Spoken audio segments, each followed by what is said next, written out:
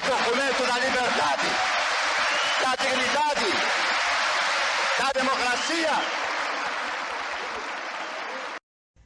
Olá! Na edição de hoje do Jornal Constitucional, abordaremos o tema Judicialização da Saúde.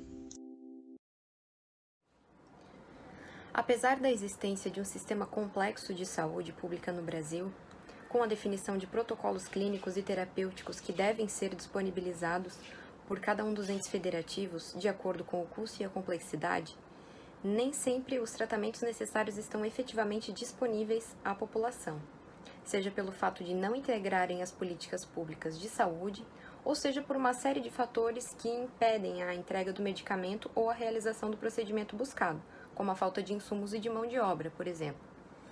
Nesse cenário, a judicialização das questões relacionadas ao direito à saúde tem ganhado destaque nos últimos anos, tanto pelo volume de processos quanto pela importância constitucional e administrativa do tema. A saúde está prevista no artigo 6º da Constituição como parte dos direitos sociais. Além disso, no artigo 196, a saúde é direito de todos e dever do Estado, garantido mediante políticas sociais e econômicas que visem à redução do risco de doença e de outros agravos e ao acesso universal e igualitário às ações e serviços para sua promoção, proteção e recuperação. Cabe aqui mencionar o artigo 5º da Constituição, que trata sobre direitos e garantias fundamentais. Todos são iguais perante a lei, sem distinção de qualquer natureza, garantindo-se aos brasileiros e aos estrangeiros que residem no país a inviolabilidade do direito à vida, à liberdade, à igualdade, à segurança e à propriedade. O artigo 198 da Constituição prevê que ações e serviços públicos de saúde integram uma rede regionalizada e hierarquizada que constitui o Sistema Único de Saúde, o SUS, que é organizado de forma descentralizada, com direção única em cada esfera do governo.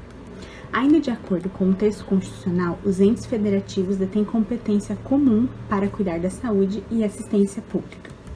Ocorre que, apesar de dever geral de cuidado de todas as esferas do governo com as questões que envolvem a saúde pública, o SUS tem uma divisão interna de atribuições conforme critérios que integram a Lei 8.080 de 1990, que vão desde a atenção primária até procedimentos de alta complexidade.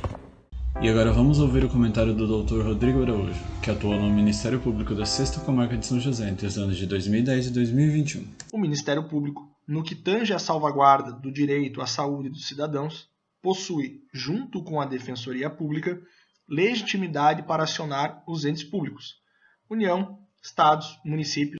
Assim, tanto no que tange ao fornecimento de medicamentos de alto custo como outros mais acessíveis, o Ministério Público pode, mediante procedimento administrativo, devidamente instruído com o relato da pessoa interessada e da respectiva documentação que demonstre sua patologia e necessidade da medicação, solicitar ao Poder Público manifestação sobre a possibilidade de seu fornecimento, o qual responderá, justificadamente, de forma positiva ou negativa. Serão, então, de competência do Ministério Público Federal as requisições administrativas de medicamentos de alto custo que não tenham registro na Anvisa, sendo, na hipótese, obrigatória a solicitação à União e facultada aos demais entes.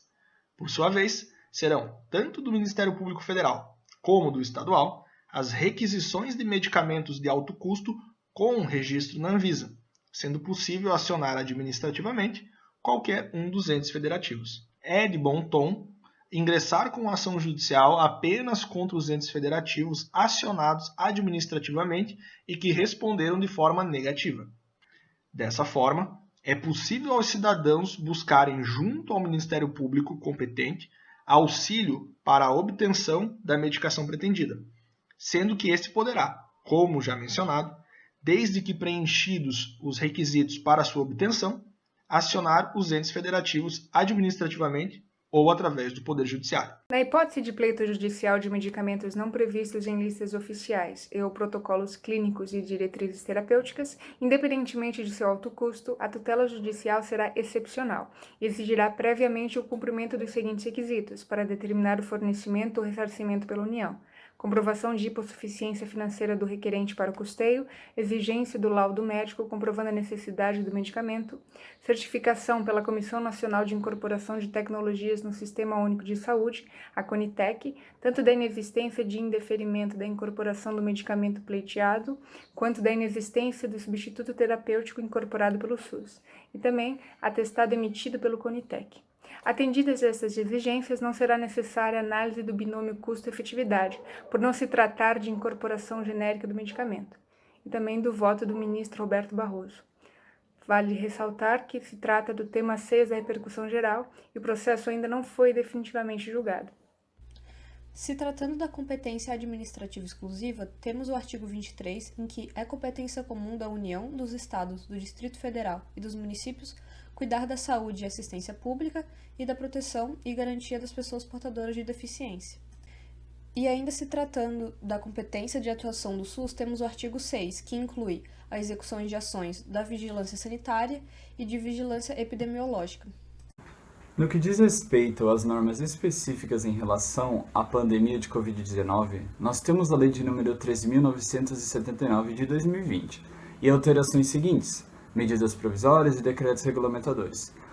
A Lei de número 13.979 de 2020 dispõe sobre as medidas para enfrentamento da emergência de saúde pública de importância internacional decorrente do coronavírus, responsável pelo surto de 2019. Sendo assim, reconhecendo e assegurando o exercício da competência concorrente dos governos estaduais e distrital e suplementar dos governos municipais, cada qual no exercício de suas atribuições e no âmbito de seus respectivos territórios, para a adoção ou manutenção de medidas restritivas legalmente permitidas durante a pandemia, tais como a imposição de distanciamento ou isolamento social, quarentena, suspensão de atividades de ensino, restrições de comércio, atividades culturais e a circulação de pessoas, entre outras, independente de superveniência de ato federal em sentido contrário. Vamos ouvir agora também o comentário do desembargador Pedro Manuel Abreu.